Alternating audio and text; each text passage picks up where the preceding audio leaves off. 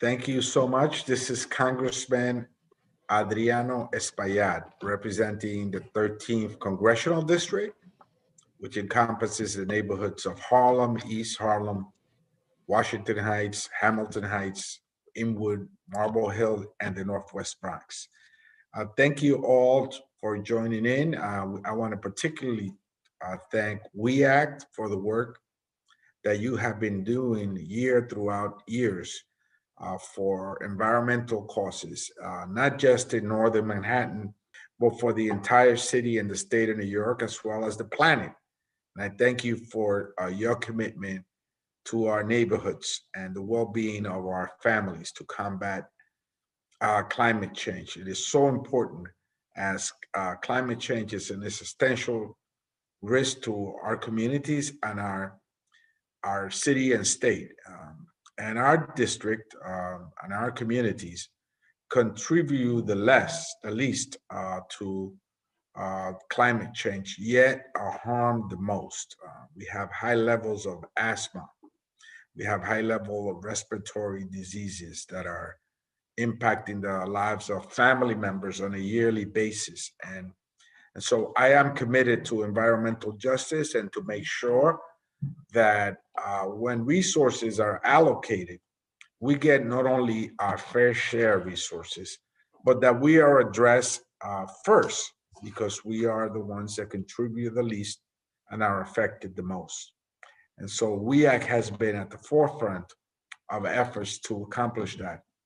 While in Congress, I've introduced different pieces of legislation, including the Cecil Corbett Mark Global Environmental Justice Resolution, named after no other than Cecil Corbett Mark, who was a leader and continues to be a source of inspiration for many of us and was a leader in the environmental justice movement.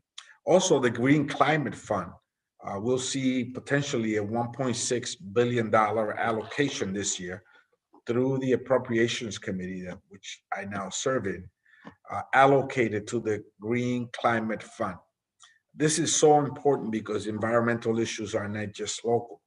They are hemispheric, they are global in scope. And so we must be able to address some of the environmental issues, for example, that are manifesting themselves in the triangle countries. And as a result, push for the whole migration dynamic to occur in our southern border.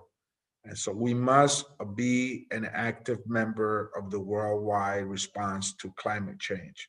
And that entails putting our money where our mouth is. And so a start of $1.6 billion is a good start. It should be a little bit better than that, but we'll continue to fight for additional resources. And I've also introduced, of course, environmental justice resolution that calls for exactly what I said at the outset of this meeting, which is that communities that are impacted the most by climate change should be given the first opportunity to mitigate those problems and to address them. And that means that in the budget process, we must consider them first in line. And so with that, I want to welcome somebody that has been an ardent supporter of environmental issues. And I also take this opportunity to ask all participants that if you would like to ask a question, please make the comment in our chat so that we could answer your question. But with that, I want to welcome a great friend of the environmental movement and someone who has been representing Northern Manhattan with distinction at the City Council, Councilmember Mark Levine. Well, thank you so much, Congressmember. It's great to see you and great to have LJ here from WEAC, just such a legendary advocacy group that I'm proud calls West Harlem its home. Congressmember, I want to thank you for fighting for environmental justice in DC, for the initiatives you mentioned, for supporting the Green New Deal, for fighting for an infrastructure package, which in many ways addresses the climate. We really do need federal leadership. We need leadership at the local level as well. This problem is so huge. It's really the challenge of our generation, and we need action at every level. This is not hypothetical anymore. Climate change is here. We see it in the wildfires burning in California, which are so bad that smoke and dust have blown all the way across the continent to here on the East Coast.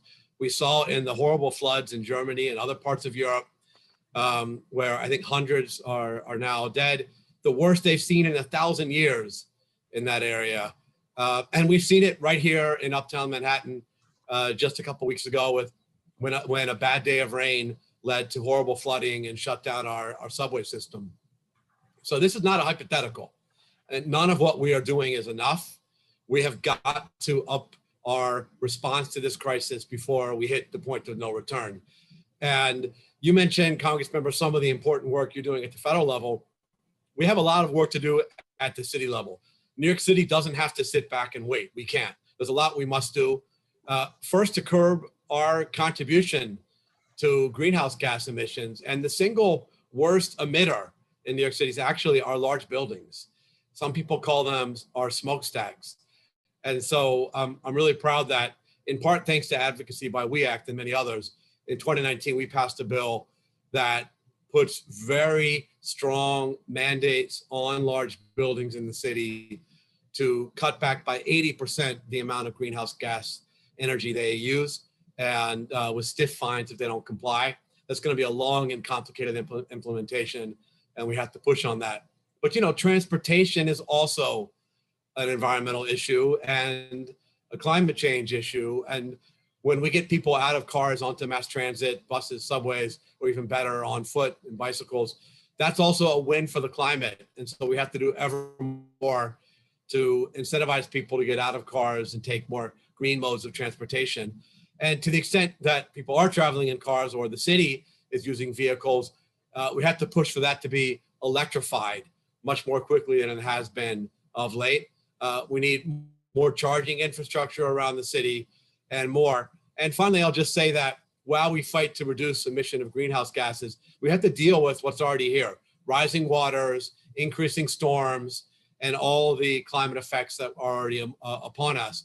So we have to do things like invest in infrastructure to protect our subway system so it doesn't shut down just because we have some heavy rains. We have to have better ways to absorb storm runoff in parks, in street trees, et cetera. And we have to fortify our coastlines against rising waters, especially in lower Manhattan, where we saw in Superstorm Sandy, they're very vulnerable. So a lot to do here, and I'm excited about this discussion and really grateful to be part of it. So thank you so much, Congressmember. Thank you, Mark. Thank you so much for your commitment. And let me just share with you some of the other accomplishments that we made here. We had a busy appropriations season. We approved $294 million for global bilateral adoption programs, an additional $268 million for global clean energy programs, $202 million for global sustainable landscape programs, $15 million for strengthening resilience to natural disasters in the Caribbean, and $3 million for Caribbean energy security initiatives, which focus on building energy sector resilience across the region. I'm also working with WEAC on the low-income housing renewable credit, which is an important credit that will assist solar energy and other programs. So I want to really now shift and introduce an important person who continues to play a pivotal role in environmental issues, working with WEAC. I want to introduce Lonnie Portis, who is the Environmental Policy and Advocacy Coordinator at WEAC for Environmental Justice. And let's hear from Lonnie. I'm sure Lonnie has a lot to teach us. We're here to learn, and you're out on the field, Lonnie. I know you're on the ground, burning all that energy associated with youth. Mark, look, he's a young person with committed to environmental justice, and we welcome him to present. So welcome, Lonnie. Let's hear from you. Thank you so much, Congressmember, for having me. I really appreciate it. Sorry for the technical difficulty. My internet dropped at the wrong time. This is the world we live in, unfortunately, with all of the virtual things that we've been doing. But I do appreciate you having me on here to talk about this and highlighting the issue of climate justice and, more importantly, environmental justice, especially in the communities. And it's nice to see Councilmember Levine here as well. Both of you guys have been very pivotal and close allies with WEACT, and so we really do appreciate that. But yeah, so I wanted to just kind of share a little bit of some of WEACT's priorities coming up that we have, and ongoing priorities that we have currently. So we're an 800 plus member organization that fights for environmental justice, mostly in the Northern Manhattan community, but we have grown to fight for state legislation as well as federal legislation, and basically to impact, as Congressmember said, globally, the global fight. So just to kind of highlight some of the things that we have been working on, one of the initiatives that we have going on is around electric school buses. We've been advocating for the transition from dirty diesel school buses to electric school buses to reduce the direct air pollution that harm our children within our communities. We've also been working around some extreme heat work, and particularly looking to reform and change the LIHEAP program, which is the Low Income Home Energy Assistance Program. So New York City is particularly susceptible to the rising temperatures because of the urban heat island effect. And so more funds are needed for the New York State Cooling Assistance program, and particularly we'd like those funds to go to utility bill assistance cooling programs.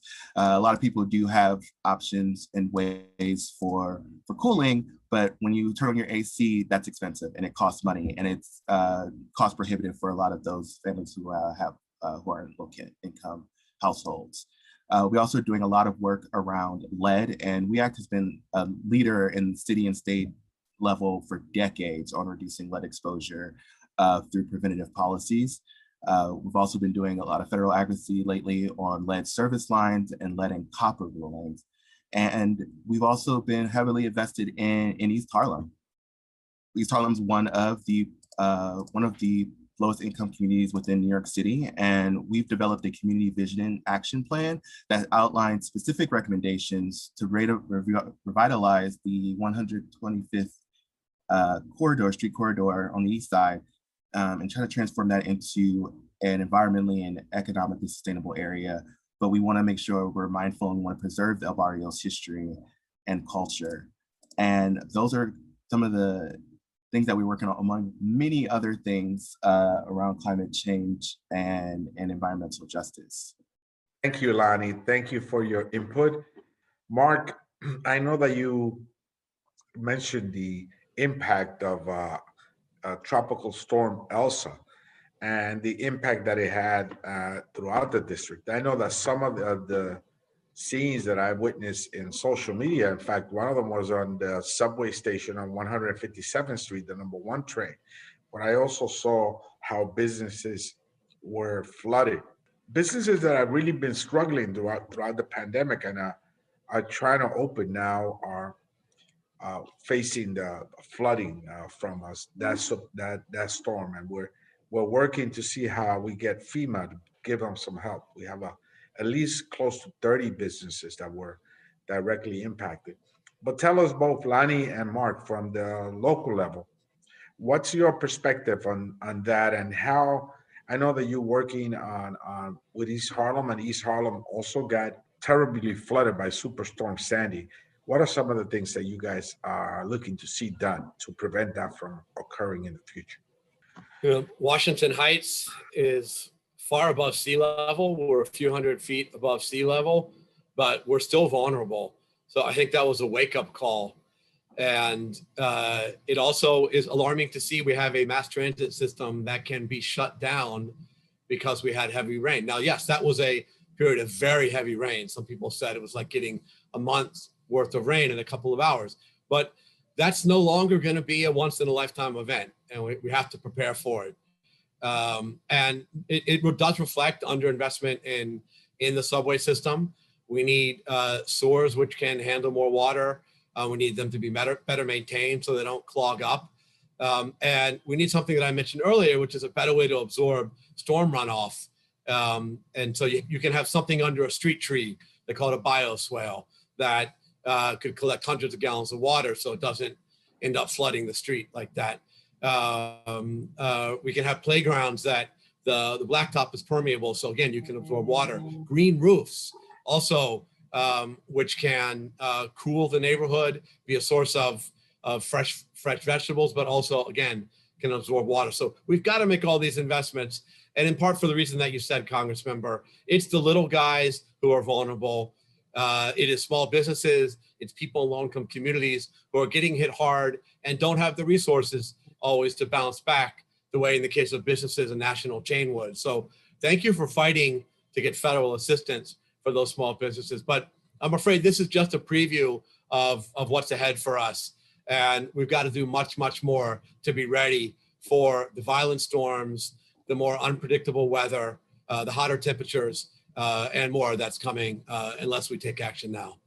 Yeah, so definitely WEACT is a really strong supporter in resiliency as well. As we've talked about already, East Harlem is one of kind of the lower income neighborhoods and have historically been left out of kind of flood remediation and resiliency programs, and more money is needed for investments for infrastructure that allows us to kind of keep that flooding at bay. And so, we've been very appreciative of the fight that both of you guys have done to kind of mitigate those by getting federal funding. A lot of it is money thing. It's about resources and putting in the resources into spaces that have that are affected the most, but they also get the least resources when it comes to that. So we're definitely fighting and championing, especially for East Harlem, to kind of get the help that it needs financially to kind of do this work. And of course, a lot of these changes require capital dollars, and we're fighting to ensure that as much money as possible is included in the transportation infrastructure bill, and that that we build smart and resilient and green, and that we do it the right way so that we don't have to go back to this, right? We have this great opportunity to do a major transportation infrastructure bill across the country. Let's do it the right way. And so this is so important for neighborhoods like East Harlem, and so important for neighborhoods throughout the district that I represent. And Lonnie, I know that you have been working on 125th Street and East Harlem, and the bus fleet.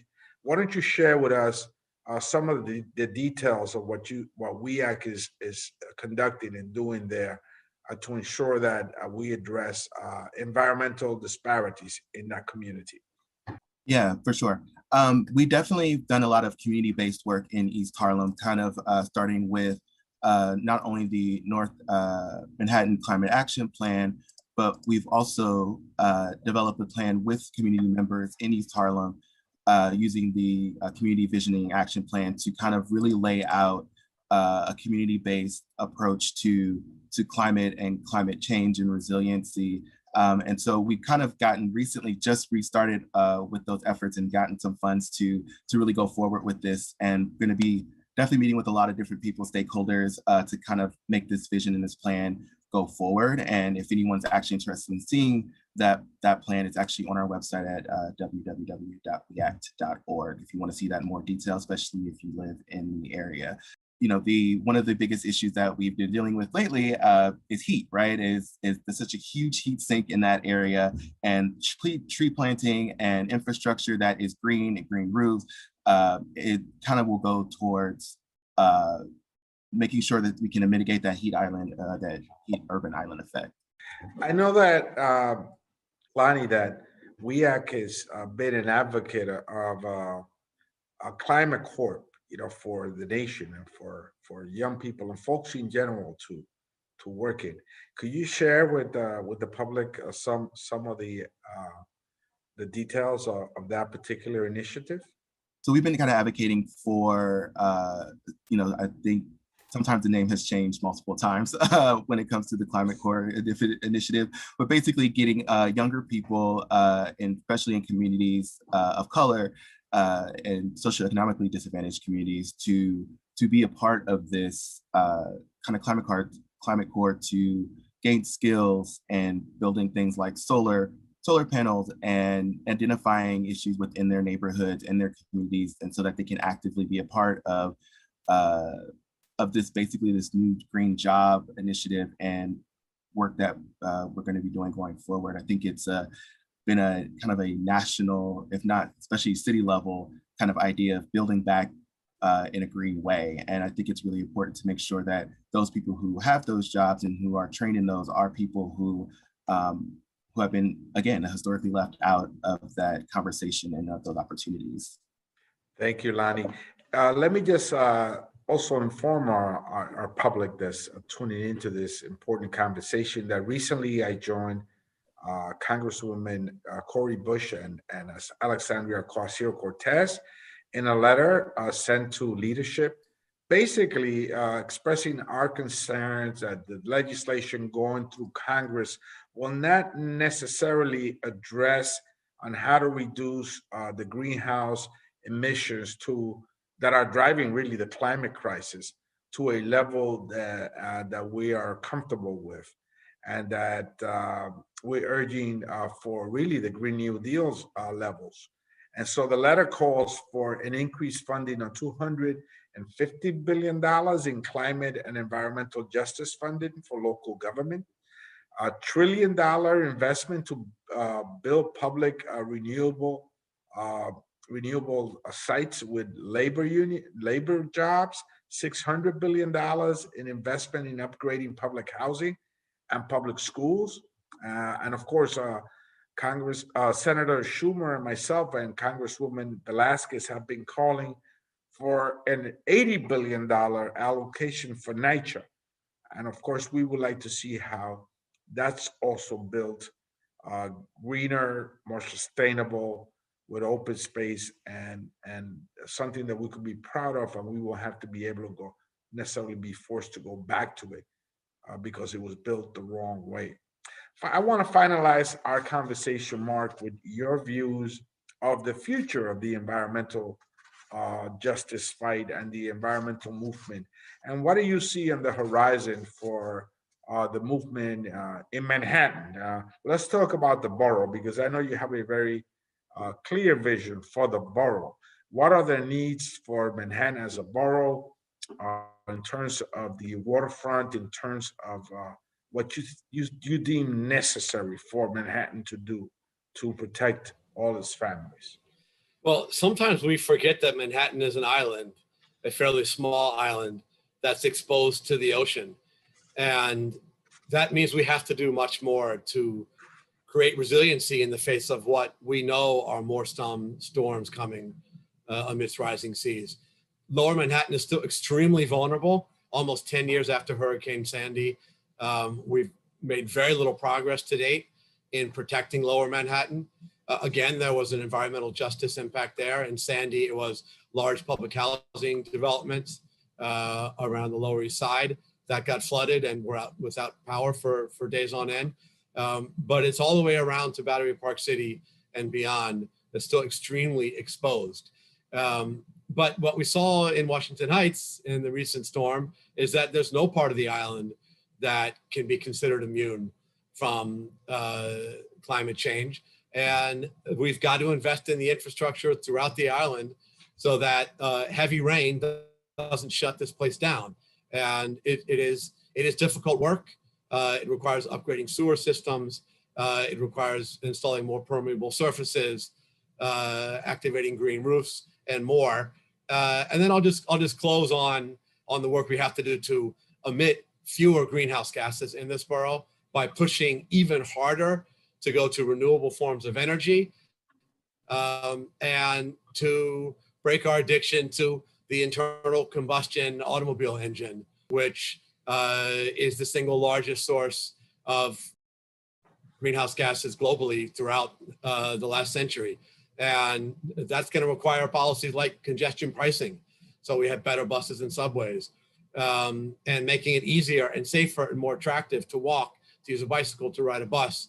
All of this is connected. It's all about the climate.